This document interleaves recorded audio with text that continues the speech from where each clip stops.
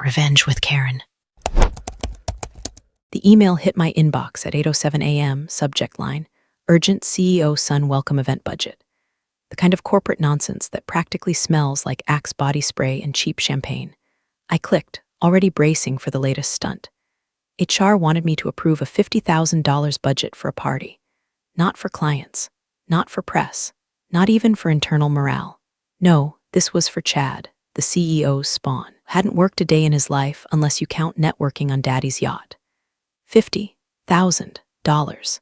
Meanwhile, just last Thursday, I was told the emergency stairwell inspections could wait until next quarter because we're tightening spending. I'd requested $2,400 for a third-party audit after our back generator failed a surprise drill. Denied. Too expensive. And now HR, people who once made me submit an itemized breakdown for $17 worth of emergency lighting, had the gall to ask me to rubber stamp a frat boy rave.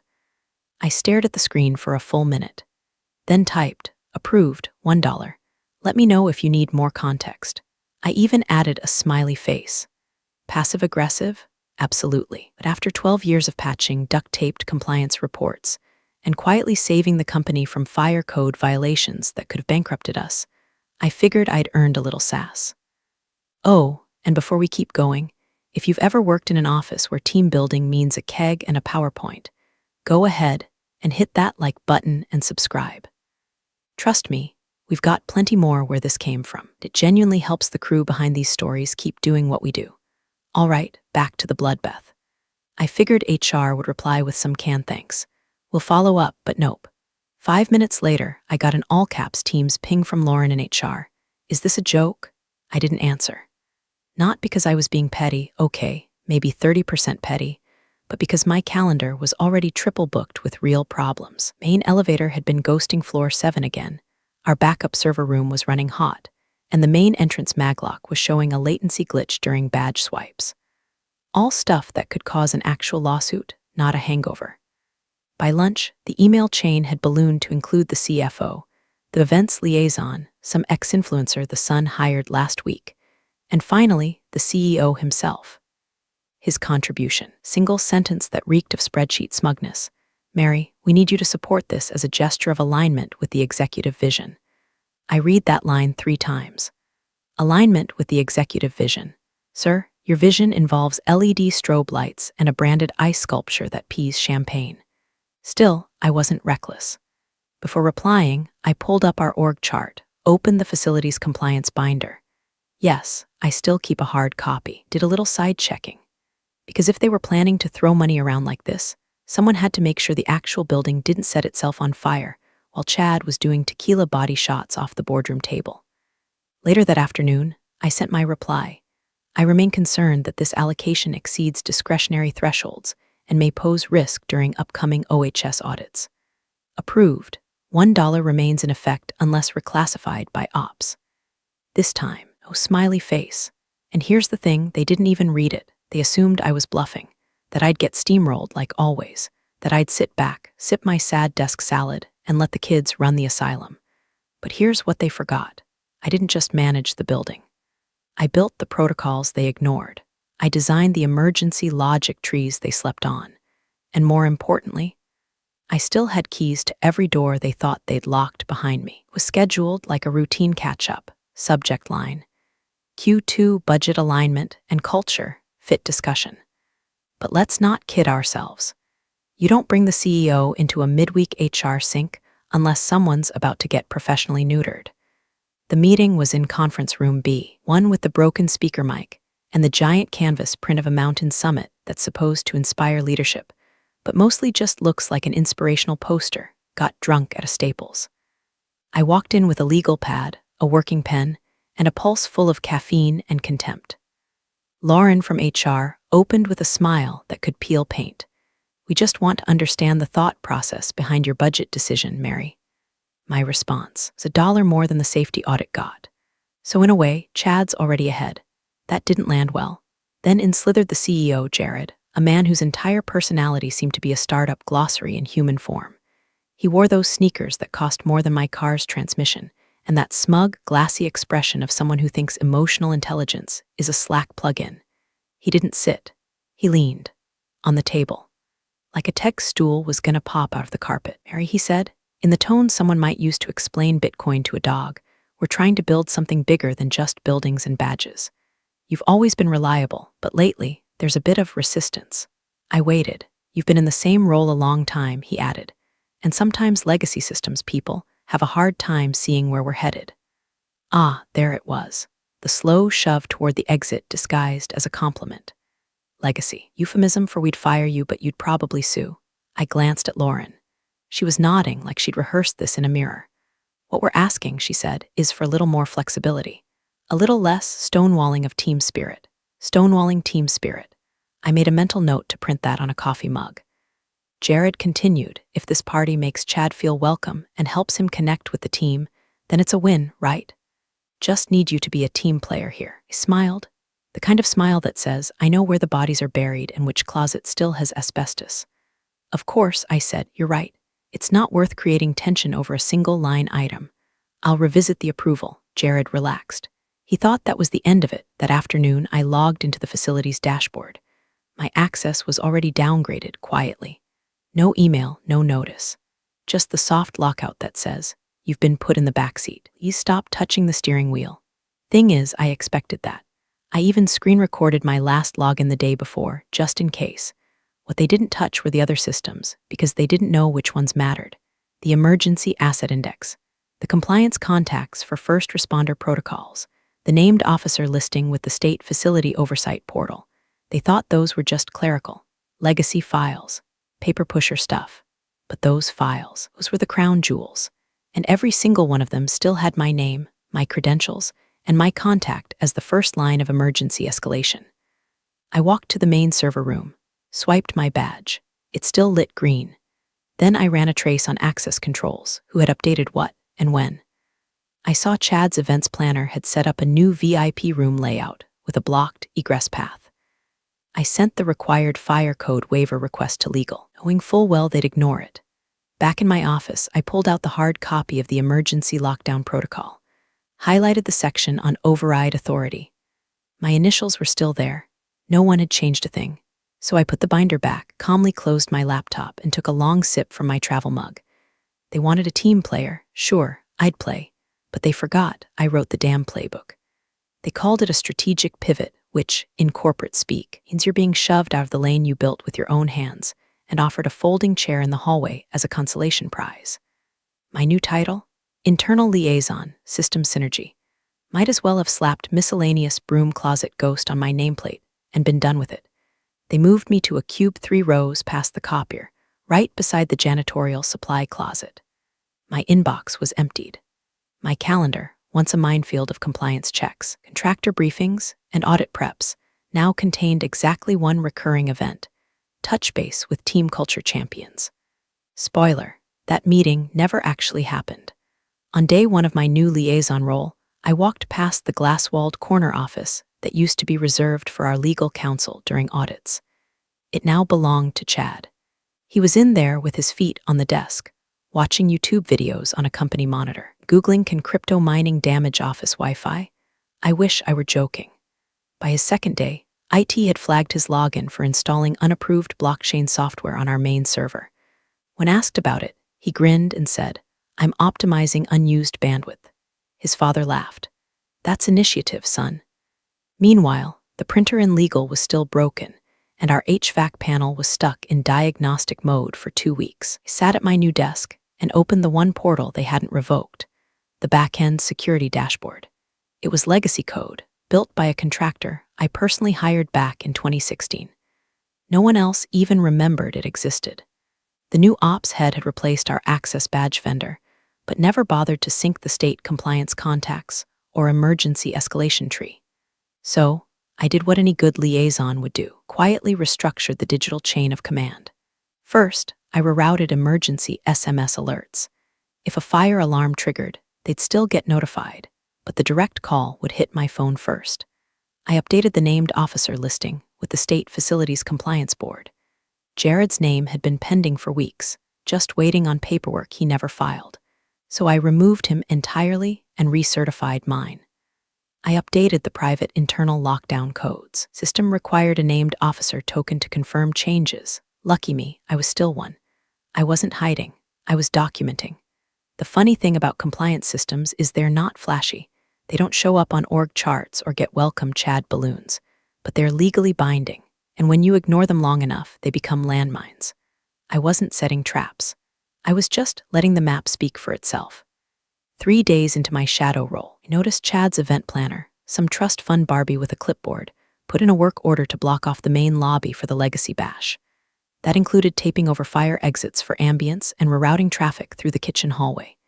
She sent me the request to rubber stamp. I replied, request forwarded to State Fire Marshal per Code 9.3c. Please allow 10 business days. She didn't reply. Instead, she had Jared call me. Mary, he said, voice dripping with thinly veiled disdain, let's not get bogged down in bureaucracy. These are soft policies. We don't need to loop in the state for everything. I paused, then said, you're absolutely right. I'll mark the file accordingly.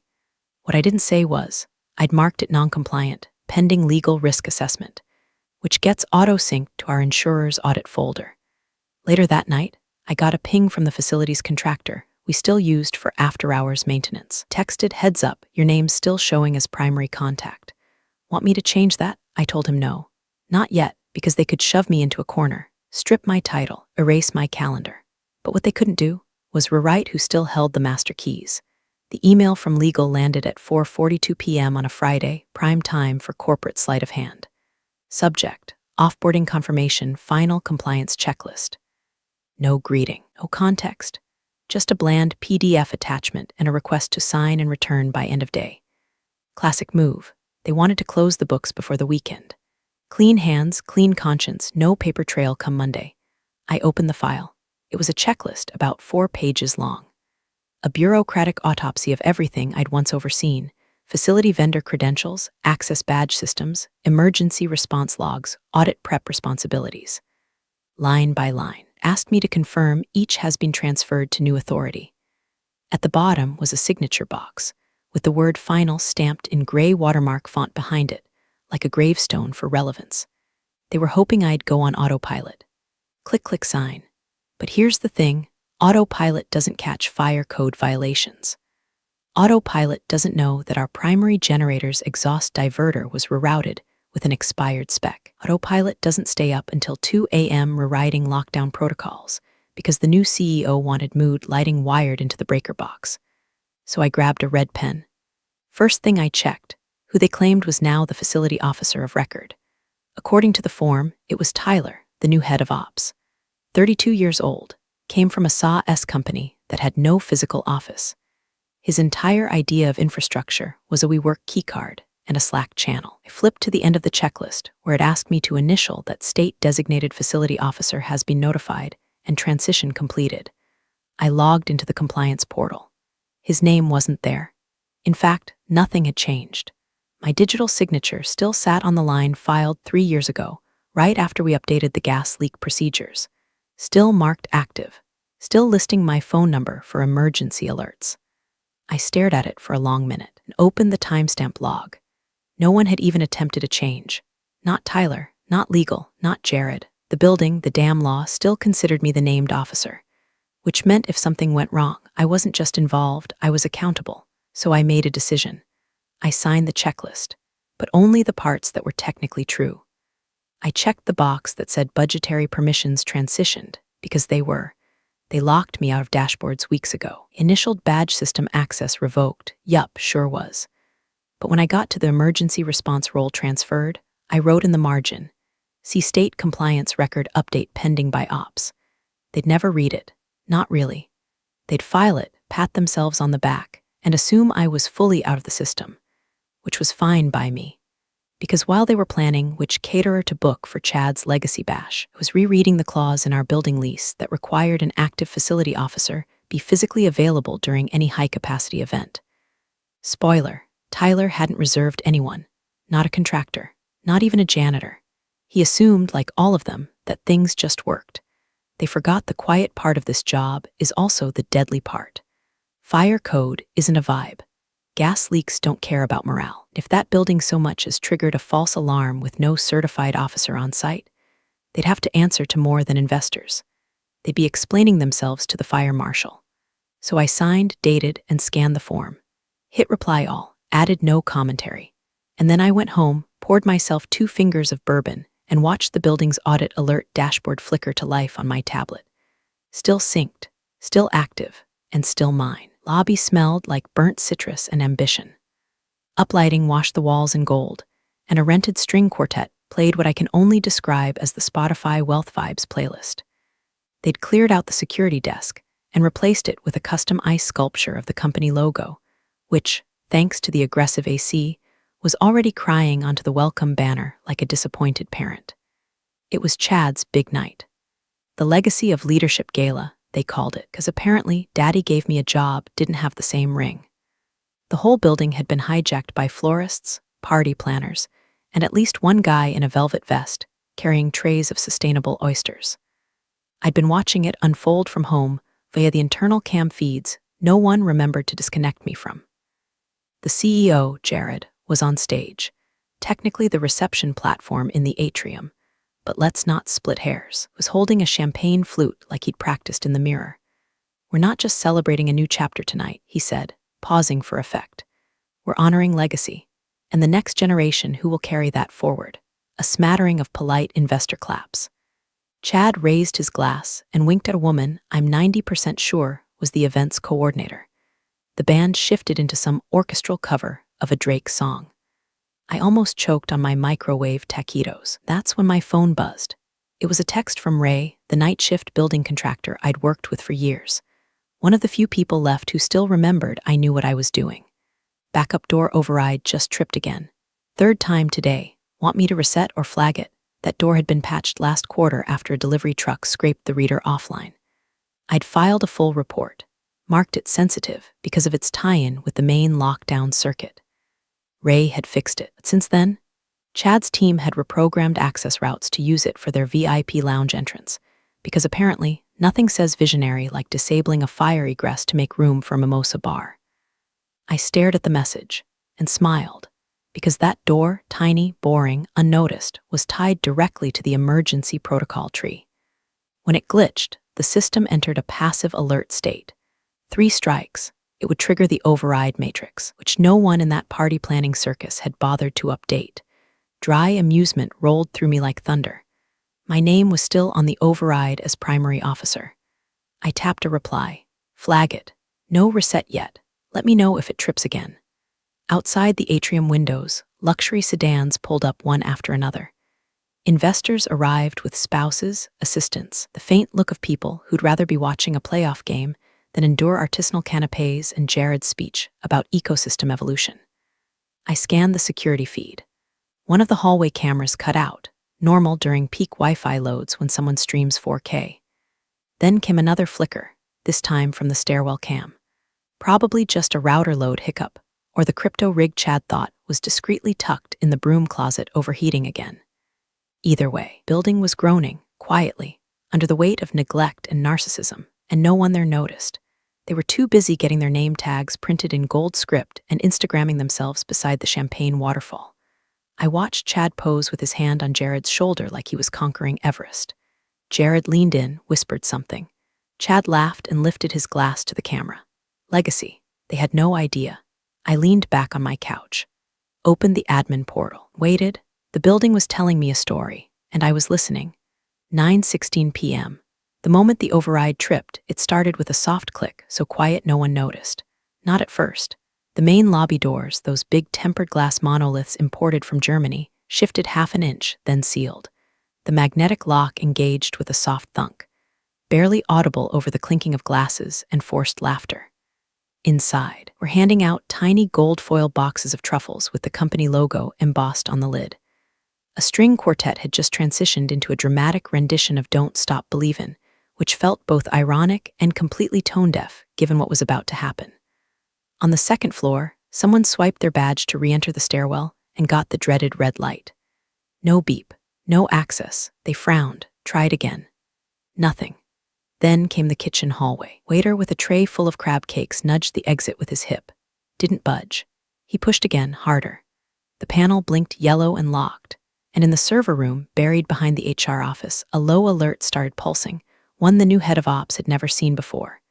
Because the ops team, in their wisdom, had never read the legacy override procedures. Back at home, I watched the admin dashboard as the system went dark in chunks. Stairwell 2A, locked. In lobby access, locked. Executive Hall East, locked. Each one confirmed by the lockdown matrix I'd helped right after the 2019 gas leak scare, when legal realized we didn't have a unified emergency seal protocol. They let me design one. Just make it invisible, they said, so it doesn't scare guests. Invisible? Sure, until it wasn't. I sipped my tea, entered my override credentials. Execute lockdown, confirm. Confirm officer status. Mary W. active, proceed with building containment. Why? And just like that, the building folded into itself. Every badge scanner froze. Every door without mechanical override shut down. Elevators went into hold mode. External security feed disconnected as designed. Emergency contacts triggered. But because I had flagged the event as a level 3 internal containment alert, they'd funnel through the named officer chain. ACA, me. Inside, took another 90 seconds for the ripple to hit the surface. It started with a junior associate trying to exit for a smoke break. He waved to security. There was no security. The guard had left for a bathroom break and couldn't get back in either. Then came the sound of someone banging on the glass, lightly at first, like a kid testing the surface of a lake. Then more urgent. A loud, "Hey, door's not working." From the atrium, I watched as guests began pulling out their phones. The reception bar was fine, but the building's internal Wi-Fi, saturated with AV traffic, was sluggish. A few people laughed. Probably a glitch, someone said. Another joked, guess we're trapped until we finish the champagne. That joke didn't age well. Chad swaggered up to the reader near the East Wing exit. Swiped. Read. Swiped again. Read. He hit the panel with the side of his hand. What the hell? From across the atrium, the events coordinator raised her hands. This part of the program? It was not. In the control room, unmanned, of course, a red strobe began to flash. No sirens per code. Just the silent kind that means someone somewhere has just made a very expensive mistake. Back at my house, my phone lit up. Ray again. Just saw override flash active. You in the system? I typed, everything's fine. Let it run. Then I pulled up the building's emergency log. Facility officer contacted. Yes, responder alerted. Pending. Cause, unacknowledged access override, authority verification.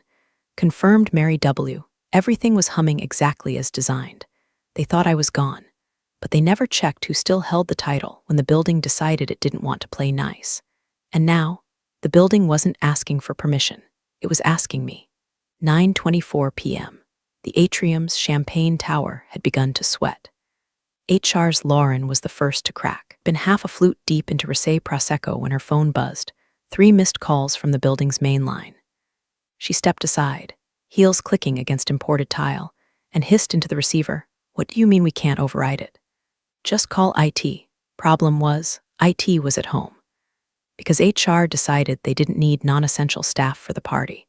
And because the new ops team assumed anything technical could be handled by a Slack bot and a good attitude. Downstairs, the event planner was red in the face and waving her iPad around like a magic wand. It says access denied. But we're staff. I uploaded our badges yesterday. The new head of ops, Tyler, the same man who'd once asked me if sprinkler systems had firmware, was frantically typing on a company laptop at the media booth. Every few seconds, he'd look up and mutter, "Just give it a second," as if patience could brute force credentials he never properly inherited. He'd entered the admin dashboard 3 times, only to be met with a screen that read, "Insufficient clearance named officer authentication required." He tried calling Jared. Meanwhile, Chad, our champagne-scented prodigal Failson, was leaning against the donor plaque wall with a glass of something brown and way too full, slurring, "Y'all are freaking out for no reason. Dad'll fix it. He owns the building." He did not. Technically, building was leased under a sub-entity with a shared insurance rider, meaning any compliance breach during high-occupancy events triggered clauses that even Jared didn't fully understand. But I did. I'd written the addendum myself after we updated the hazard certification back in 2021. And speaking of Jared, he was nowhere to be found. Until a ripple of silence passed through the room like an air conditioning unit sucking all the sound out. The source, senior investor standing near the north exit, staring at the wall-mounted security panel. It was flashing red. Not pulsing, not blinking gently, full red. System status, lockdown access, overridden named officer, authenticated. He raised a single hand slowly. "Excuse me," he called out, his voice calm and surgical. "Who's your designated named officer for this facility?" You'd have thought he'd asked where the nuclear codes were kept. Chad blinked. "Is that like fire guy?" Lauren turned pale. It's Ops, or maybe Jared. We transitioned roles recently." The investor's gaze didn't waver. "So who's legally responsible for that panel flashing red right now?" Tyler finally looked up from the laptop, cheeks flushed, sweat beading on his forehead. "We're working on it. Everything's under control." But it wasn't. Because I was watching from home, and the system had just triggered a flag I built in for unsanctioned override attempts, kind that doesn't just lock the doors, but notifies the fire marshal. And in the silence that followed, someone whispered just loud enough for it to carry. "Wasn't that Mary?" The name landed like a dropped wrench in an empty hall. People looked around. Lauren's jaw clenched, Tyler froze, and somewhere in that building, a soft chime echoed, the backup power relay switching to internal override mode. I didn't blink, didn't smile. I simply opened the emergency responder log. Contacted, Fire Marshal, District 7 ETA, 7 minutes officer of record, Mary W. status. Active, let them scramble, let them guess. Because they'd spent weeks pretending I didn't exist. But the building remembered. The lead investor didn't raise his voice. He didn't need to. He just walked, slow, deliberate steps across the gleaming floor of the atrium, past the confused guests, the limp canapes, flickering LED uplights, until he was standing eye level with Jared, who just returned from some back hallway huddle, his phone still buzzing in his hand. The investor tapped the flashing red panel on the wall with a single finger. "Who," he said, his voice cutting through the ambient panic like a scalpel, "is your designated named officer for emergency facilities compliance?" It wasn't a question. It was a lit match. Jared blinked. His mouth opened slightly. He expected a teleprompter to appear beside the dessert table. His gaze darted to Tyler, then to Lauren, then to the ceiling, anywhere but at the panel, which now displayed a full system alert. Override, executed status, locked, authorization, named Officer M. Wendell. HR's Lauren stepped forward, attempting her usual brand of corporate CPR. "We've had some recent staffing transitions, so the system probably hasn't been updated yet. It's more of a clerical." The investor didn't move. "So who is it?" Tyler coughed. "We submitted the paperwork to reassign it last quarter." The investor cut him off. "Submitted or finalized?" Tyler froze because he knew. The form was sitting in his drafts folder, probably nestled between a pizza coupon and an unread Slack thread titled Urgent Fire Code Routing. And that's when it happened. A single voice, small but clear, from the back of the room. A junior analyst, maybe 2 months into the job, still clutching her tiny purse like it was going to protect her from legal liability. "Wasn't that Mary?"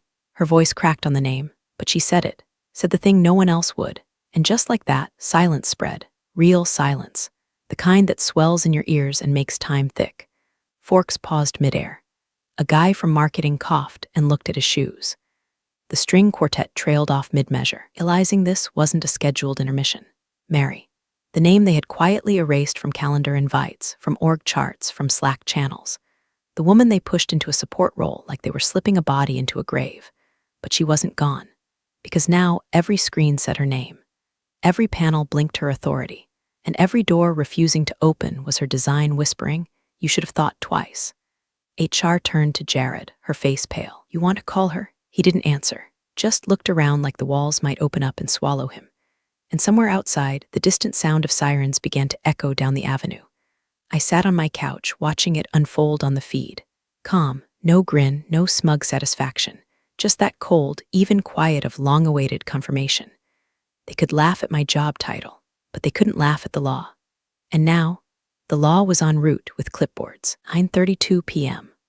The fire marshal stepped through the sealed front doors like Moses parting the Red Sea, except this sea was $50,000 of wilted hors d'oeuvres and rising investor blood pressure.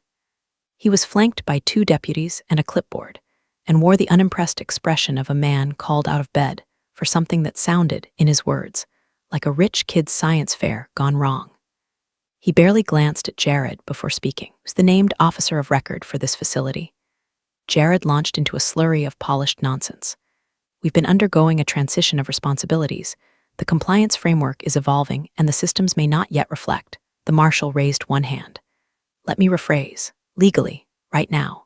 Whose name is in the state facility records for emergency authority? Silence. He repeated, slower this time. Who is your named officer? No one answered. Then, across the lobby, the security panel beeped twice, an authorization signal, and the door next to the reception desk clicked open. And I walked in. No fanfare, no slow-motion entrance. Just me, Mary Wendell, clipboard in hand, badge still clipped to my belt, and the override key fob they never bothered to retrieve. I made it 3 steps before the marshal turned to me. You, I nodded once. That would be me.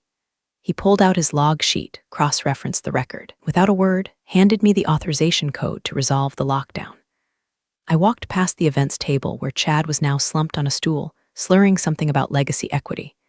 His phone was dead, his access credentials even deader. I reached the panel, swiped in, and typed the 12-digit sequence I'd built into the system 3 years ago. Override disengaged, door system, reset, access routes, normalized, the building sighed. Not literally. You could feel it, a long exhale of released pressure. A faint click-click-click rippled through the floors as locks retracted, lights stabilized, systems rebooted. And then I turned. The lead investor, face granite serious, stepped forward. His voice wasn't loud, but the entire atrium leaned in to hear it. We're pulling our funding, he said, unless she is on the board of the new venture. Jared opened his mouth, closed it, just looked down at the floor like it might open up and swallow him whole. I didn't gloat, didn't smirk, just looked him dead in the eye. Next time you cut someone, I said, my voice even and sharp, make sure they don't still hold the key to the front door.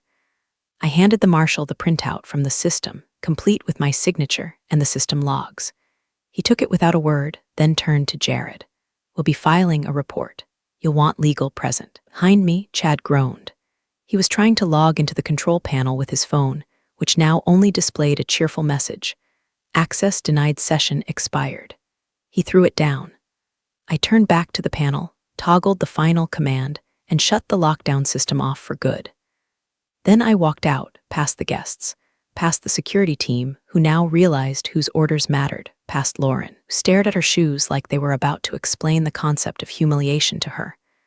I didn't take anything with me, didn't need to, because for 12 years I'd been invisible, the woman behind the badge, the just Mary they only noticed when the lights flickered or the floor creaked. But tonight, I walked out of that building as the only one in control, and I never looked back. You're the real stars of the corporate jungle. Thanks for watching. Hit subscribe, or I'll flick the switch on your old cubicle memories.